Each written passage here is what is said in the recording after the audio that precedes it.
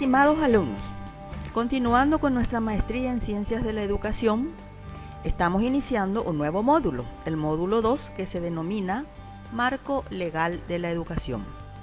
Es un módulo interesante donde se resumen las principales leyes, acuerdos y todo lo que la educación necesita para tener una fundamentación, un basamento legal y así, por supuesto, llegar a todos a completar su misión, a completar su visión y todo lo que se propone y así llegar a las metas.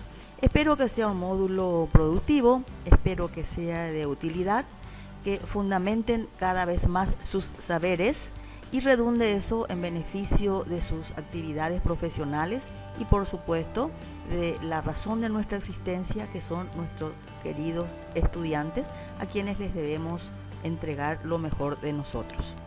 Vamos a estar iniciando este módulo haciendo una pequeña revisión primero de algunos datos que ustedes conocen, ubicando un poco nuestro país. Nuestro país, el Paraguay, ustedes saben, un país mediterráneo, que tiene una población total,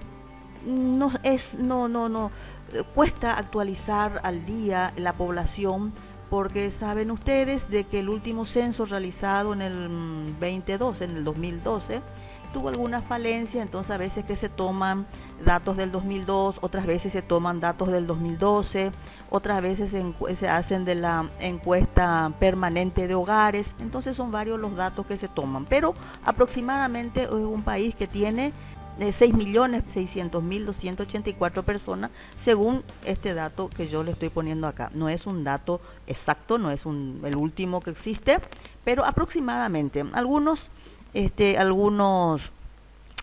personas ya concuerdan de que estamos llegando a los 7 millones. Bueno, acá falta poco, ¿no es cierto? Con una tasa de crecimiento poblacional del 1.9%. Eso quiere decir que es el porcentaje con el cual va creciendo nuestra población a medida que transcurre el tiempo, ¿verdad? Un crecimiento medio, ¿no es cierto? Con una población económicamente activa que está por los 3.492.514, que hacen al 50.42%. Este dato, como dice acá, es del 2015, de la encuesta permanente de hogares. Es este dato que se tiene, así que podría ser uno de los últimos datos que se tienen. Como que nosotros estamos haciendo una maestría online, por eso les puse estos datos, ¿verdad? Con teléfono, con una línea fija que abarca el 17.35%, bastante bajo a nivel del país, ¿verdad? La línea fija. Pero fíjense un poco los datos estadísticos de un celular, que es 94.74, vale decir que toda la población accede a este tipo de comunicación, ¿verdad? Tiene la computadora también un dato importante, un 28.20%, y la importancia reside en la conexión a Internet de esta cantidad de personas, que hace al 22.71%, con una tasa de crecimiento poblacional, como ya dijimos anteriormente, del 1.9, que es también el que va haciendo de que en este porcentaje crezcan la cantidad de personas conectadas a Internet, ¿verdad? La cantidad de población que utiliza Internet va del 51.3%. Son datos aproximados, ¿verdad? Esto es en cuanto a números, ¿verdad? Datos estadísticos, la fuente, como dice, es de la Dirección General de Estadística, Encuesta y Censos de nuestro país. Esto todo pueden encontrar más abundantemente en las páginas, en los portales nacionales, ¿verdad? Son datos que están todo están en los documentos online, así que pueden acceder tranquilamente. Esto es para un disparador para iniciar nuestro encuentro de hoy.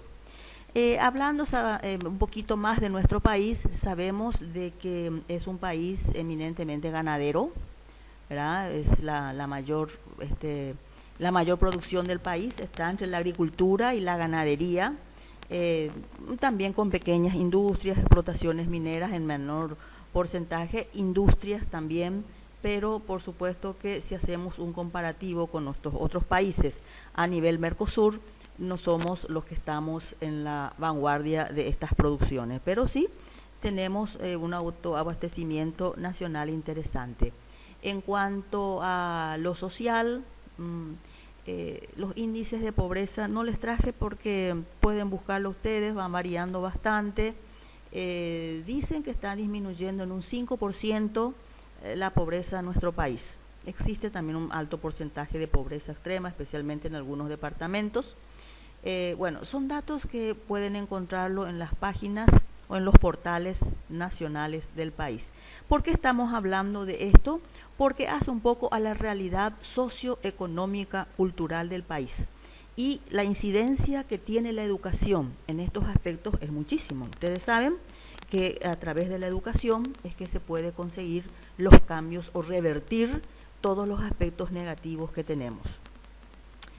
Es un poco para iniciar nuestro módulo, porque en realidad lo que nosotros vamos o debemos trabajar en este momento es el marco normativo nacional. Algo ya estuvimos hablando en el módulo anterior, por eso no vamos a repetir mucho, vamos a ir citando, ¿verdad? Debido también al tiempo que disponemos, ya ustedes van a estar entrando en las lecturas correspondientes y van a afianzar estos puntos. Como saben, como ya habíamos dicho anteriormente, comenzamos nuestro marco normativo con la Constitución Nacional de la República del Paraguay, donde ya no vamos a recordar, ustedes ya conocen los artículos que se refieren a educación. Son pocos, pero bastante puntuales. Después de la Constitución Nacional tenemos la Ley 1264 General de Educación, ya mencionada también anteriormente, donde se regula todo lo relacionado a educación en general, en todos los aspectos. Estas son otras leyes que también van acompañando los procesos educativos a nivel país, como son la Ley 1680 del 2001, que nos habla o que se refiere al Código de la Niñez y la Adolescencia. Interesante leerlo, ahí están cómo debemos tratar a nuestros estudiantes, a nuestros alumnos, sus deberes, sus derechos que tenemos que conocerlos porque con eso tenemos que estar trabajando, teniendo en cuenta y bueno, actuando en consecuencia. También tenemos la ley 1725, que es del 2001, que es el Estatuto del Educador. Interesante para nosotros los educadores, porque ahí también están nuestros deberes, nuestras obligaciones, nuestros derechos y todo lo que hace a un educador que tiene que actuar siempre con eficiencia y con calidad. Luego tenemos la ley número 4251 del 2010, que es la ley de lenguas, ¿verdad? Donde se establece que en nuestro país 2 son las lenguas oficiales que tienen que ser trabajadas. Inclusive habla a nivel Mercosur y ahí también ya se utiliza el portugués como lengua oficial del Mercosur. Eso también quiere decir que tenemos que hablar tenemos que conocer por lo menos. Es una deuda pendiente que tenemos en nuestro sistema educativo, que a no ser que sean las zonas fronterizas con el Brasil se están trabajando, pero un tanto irregular también. En realidad, en nuestro país, las lenguas oficiales, sabemos muy bien, desde la Constitución Nacional se mencionan el castellano y el guaraní. De ahí que nuestro sistema educativo nacional nos pide que al finalizar el 9º grado tengamos seamos que nuestros estudiantes, nuestros alumnos, sean bilingües coordinados. ¿Qué significa eso? Que tienen que leer, pensar, escribir, comunicarse, todo en castellano y en guaraní de la mejor manera. Bien, bueno, sigamos. La ley 4088 del 2010, que establece la gratuidad y obligatoriedad de la educación inicial y la educación media. Una ley bastante polémica, ¿verdad? Ya que habla de gratuidad y obligatoriedad. Sí, es obligatorio actualmente hasta la educación media. Y es gratuito porque nadie no paga matrícula. Y me van a decir, pero el Estado tiene que poner todo en la medida de las posibilidades. A veces le exigimos demasiado al Estado y no estamos dando mucho. Les reitero de que yo siempre estoy a favor de lo legal, de lo justo. No soy muy ligado a lo que es el Estado, ¿verdad? Pero sí creo que es interesante leer y analizar un poco esta ley, porque en realidad que nos da muchas cosas, mucho más de lo que anteriormente se daba. Están el desayuno escolar, está el almuerzo escolar, están los útiles, ¿verdad? Que están distribuyendo, a lo mejor tiene ciertas falencias, pero está dando, hay textos, hay muchos textos escolares y todo en forma gratuita. Entonces, la obligatoriedad sí es relativa, porque en realidad en esta ley no se establece ninguna sanción para aquellas personas que no están yendo, o los padres o los jóvenes que verdaderamente no están yendo a las instituciones. Pero bueno, vamos a ir, desde luego que no, nada puede ser muy perfecto, pero es una ley muy interesante porque ayuda mucho a que los niños estén en las instituciones de formación. Luego tenemos la ley 4758/12, que es la que crea el Fondo Nacional de Inversión Pública y Desarrollo, el famoso FONACIDE, y que es el Fondo para la Excelencia de la Educación y la Investigación.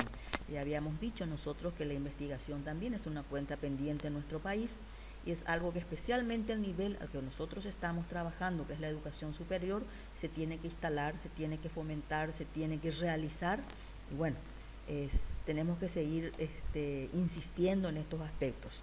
No podemos entrar demasiado porque entonces no nos va a dar el tiempo para abarcar todo lo que querría comentarles, ¿verdad?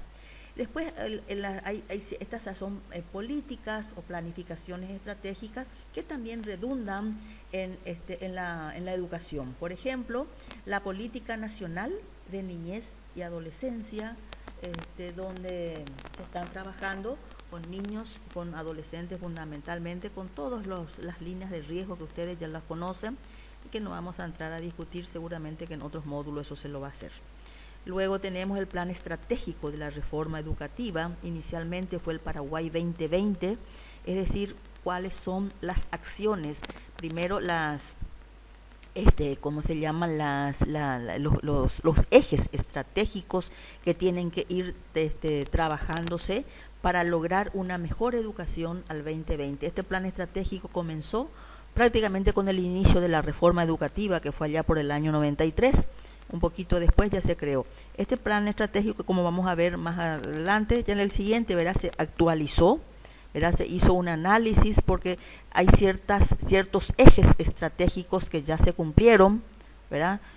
No sé si en el 100%, pero más del 80% está cumplido, como ser, por ejemplo, el acceso a la educación, que es uno de los ejes fundamentales de nuestro plan estratégico. Hay muchísima información que ustedes pueden acceder en las web, en las páginas del Ministerio y de otros lugares, de donde nos habla de este plan estratégico. Y es luego que en los cursos de actualización de capacitación, los docentes que están en ejercicio, seguramente que en algún momento estuvieron trabajando. Tiene ejes estratégicos muy interesantes, de los cuales, como les decía, el que fundamentalmente ya se cumplió es el del acceso a la educación. Entonces tienen que ir fortaleciéndose otros ejes más importantes, y es lo que se hizo con el siguiente plan estratégico de educación, que es Paraguay 2020, actualizado en el 2008, que también fue para el 2020, y se estuvieron ahí, por ejemplo, la instalación del preescolar ya es como una meta casi cumplida en un 100%, entonces esas son las cosas que fueron actualizándose. Y seguimos, ¿verdad? Plan Nacional de Educación 2024. Este es uno de los últimos, o es el último que se había hecho. Es un ajuste nuevamente a ese Plan Estratégico 2020, se extendió hasta el 24. Se hizo con motivo del bicentenario de nuestro país, ¿verdad? Y se llama Hacia el Centenario de la Escuela Nueva de Ramón Indalecio Cardoso, ¿verdad? Interesante para nosotros los guaireños. Ramón Indalecio Cardoso es nuestro escudo en educación y a nivel país, ¿verdad? Es una persona, fue un visionario que ya en su época nos estaba hablando de la educación que hoy estamos queriendo instalar en nuestras instituciones. Interesante sería que lean su Escuela Activa, ¿verdad? Es un libro que todo maestro tiene que leer, tiene que conocer. Interesante es la Escuela Activa, así se llama el libro, que condensa todas las principales ideas de Ramón Indalecio Cardoso. Luego tenemos otro documento interesante que apoya y que norma a la educación en nuestro país, que es la Agenda Educativa 2014-2018. Es un poco también como ir implementando nuestro plan estratégico. Luego, Plan Nacional de Acción por la Niñez y la Adolescencia, 2003-2008, ¿verdad? Todos estos fueron saliendo con motivo de los diferentes problemas que van surgiendo en las instituciones educativas con relación a los niños, ¿verdad? Los abusos y demás cosas. El otro muy interesante es el Plan Educativo Plurilingüe desde los pueblos indígenas en Paraguay. Es una población bastante amplia, muchas veces marginada, donde se necesita instalar su cultura, conservar su cultura, educarles en su cultura, y eso es lo que está haciendo este documento, también sumamente interesante. Vamos a ver algunos datos relevantes después, con datos estadísticos un poquito más adelante avanzando. Bueno, este es un poco un pantallazo, diríamos, de este marco normativo nacional. No están todas seguramente, sería interesante que las lean, que las analicen, ¿verdad? Y puedan determinar luego si, bueno, se ajustan a las necesidades de nuestro país. Recuerden que ustedes son la masa crítica de la educación, se están formando para ser magíster en educación, entonces tienen que estar, es un poco interesantísimo lo que hacen porque tienen que estar ajustando todo esto, tienen que estar viendo en qué beneficia, qué aspectos faltan mejorar, y bueno, ese va a ser nuestro trabajo más adelante. Vamos a ir embarcándonos en este emprendimiento. Bueno, es algo también para recordarles un poco, ya que estamos dentro del sistema educativo. Este es nuestro sistema educativo nacional. Es un sistema, ¿verdad?, que ya se estuvo trabajando, solamente que ahora se hizo un pequeño ajuste de ese primer sistema educativo que salió allá por el 92, 93, cuando se inició la reforma educativa, donde esto se ajustó, como dice acá, a la clasificación internacional normalizada de la educación, CINE por su sigla, son las siglas de este sistema, ¿verdad? Y nos habla, es la misma cosa, como ustedes ven. Comienza con el CINE 0, que es la educación inicial, así ya la llamábamos, donde comenzamos con maternal, que son los más chiquitos, desde 0 a 3 años, ¿verdad? Está el prejardín, jardín, preescolar.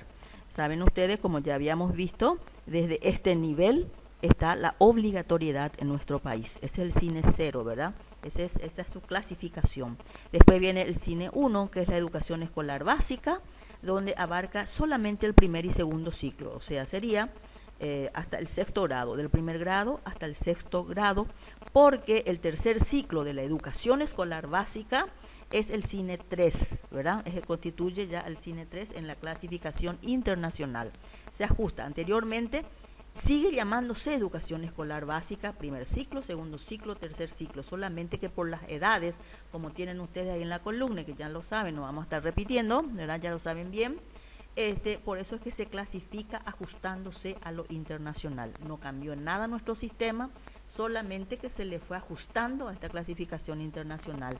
Después viene ya estamos en el tercer ciclo de la educación básica, escolar básica, ¿verdad? Después viene la educación media, que es el CINE 3 ya, donde está el bachillerato científico, el bachillerato técnico, ¿ven? No cambió nada. Y después están los cines, el CINE 5A y B, donde están la educación, donde ya entramos en educación superior, ¿verdad? Educación superior, donde está la educación universitaria, la superior no universitaria, que es formación docente, o los técnicos superiores. Esa es una educación superior no universitaria.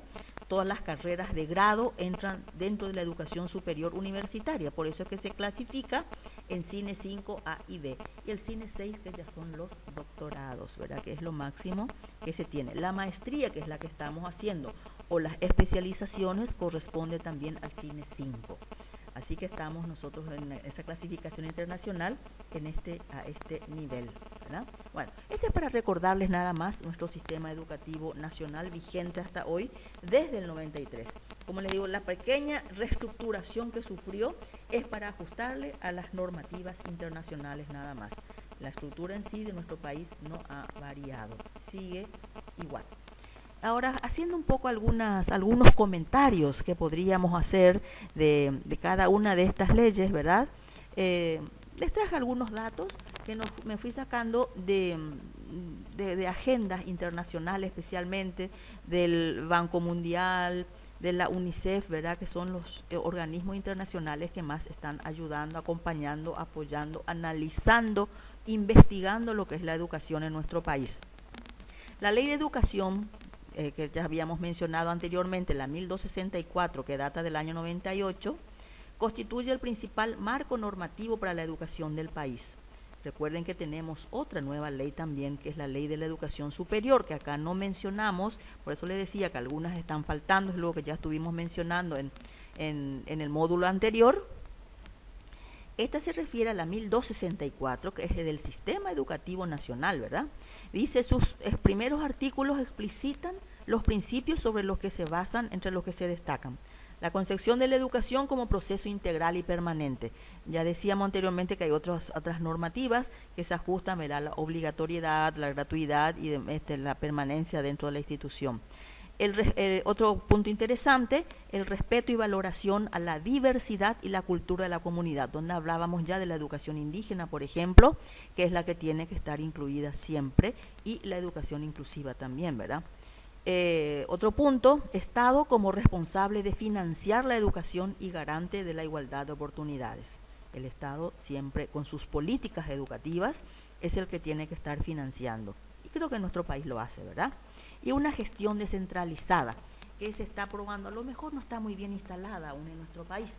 Ustedes saben, ya están las supervisiones que tuvo una reestructuración también hace no muchos años, ¿verdad? Anteriormente estaba todo centralizado en el Ministerio de Educación, hoy tenemos ya por los departamentos, están los consejos de educación, están los supervisores, hay un secretario de Educación en la Gobernación, o sea que hay muchos estamentos, ustedes conocen, no vamos a entrar a analizar muy profundamente eso, pero se hace eso con la finalidad de cumplir con este punto que es la gestión descentralizada.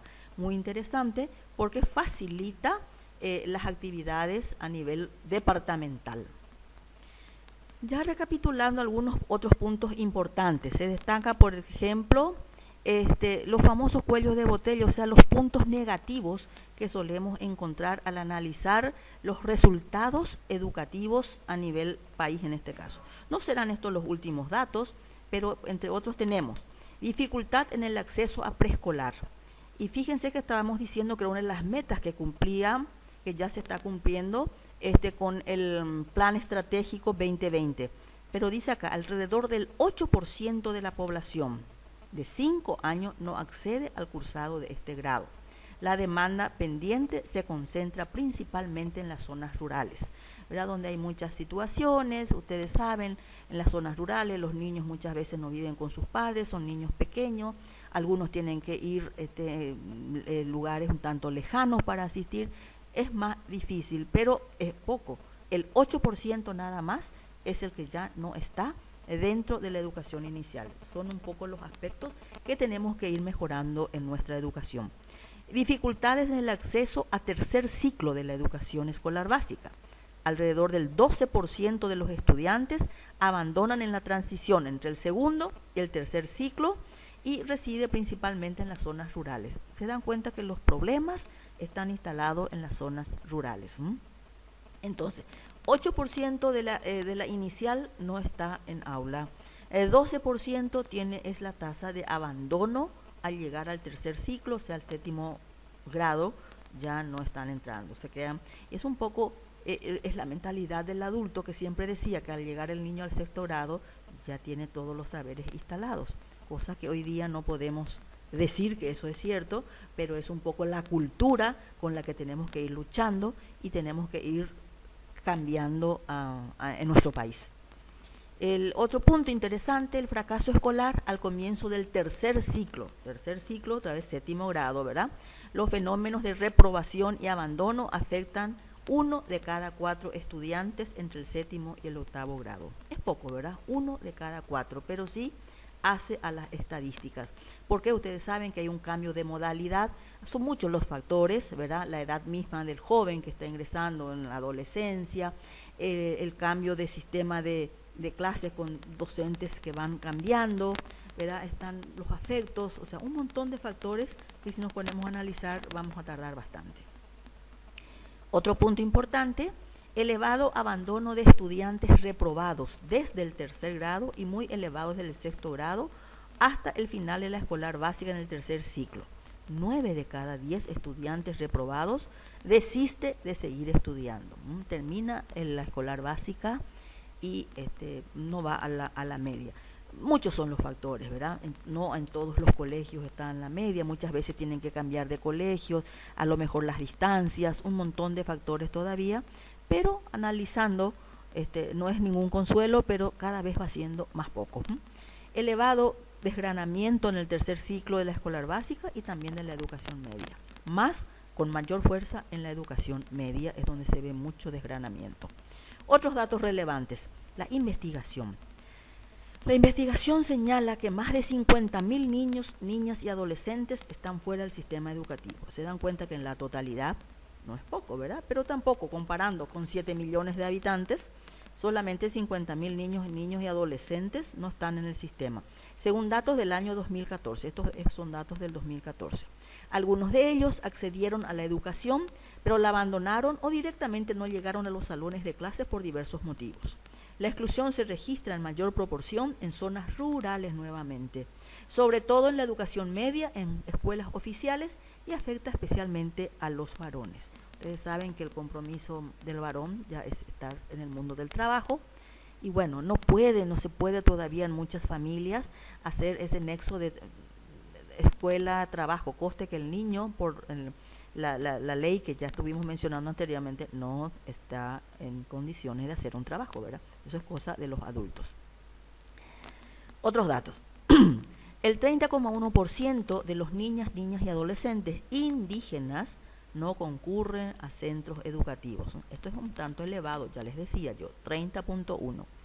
Además de esta cantidad de estudiantes fuera del sistema educativo, en el país hay más de 150.000 niños, niñas y adolescentes que potencialmente pueden dejar sus estudios, ya sea porque se encuentran rezagados, tienen más edad de la que corresponde a su nivel, repitieron el año o viven en zonas rurales. Todas estas son condiciones que predisponen al abandono en las escuelas. Los indígenas, la educación indígena, ¿verdad?, está con problemas, ¿verdad? Ustedes saben que muchos indígenas migraron a las ciudades. A diario estamos viendo en la televisión, es un problema social tremendo que hoy está en nuestro país, que solamente con educación y con un esfuerzo mancomunado de todas las personas vamos a estar logrando. Es un poco el gran desafío que tenemos los educadores. Y para terminar, este es un mensaje que había dado Regina Castillo, que es como dice acá, es la representante de UNICEF en el Paraguay. Estos datos que estaba dando son datos hechos e investigaciones hechas o realizadas por UNICEF. Nos deja Regina Castillo esto: debemos promover y luchar por un aumento constante de la inversión en educación en relación al Producto Interno Bruto. Esta es una de nuestras deudas también. Dentro del Mercosur, es uno de los países con más bajo aporte de ingreso del Producto Interno Bruto para educación. Estamos creo que por el 3,7% y donde según los estándares internacionales debe ser entre 6 y 7%, o sea que nos falta bastante para llegar, pero bueno, es lo que estamos teniendo. Y encima lo que tenemos, ¿verdad?, lo que nos dan, no lo utilizamos con calidad y con eficiencia y con eficacia. Bueno, por ahí vienen nuestros problemas.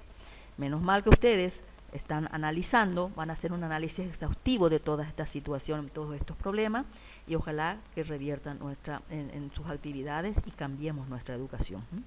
Entender cuántos niños están fuera de la escuela, articular los esfuerzos que realiza el sector educativo con otros sectores de protección social, salud y nutrición, capacitar constantemente a los docentes y respaldar a la educación rural y el trabajo con todos los actores agropecuarios y tomadores de decisiones locales.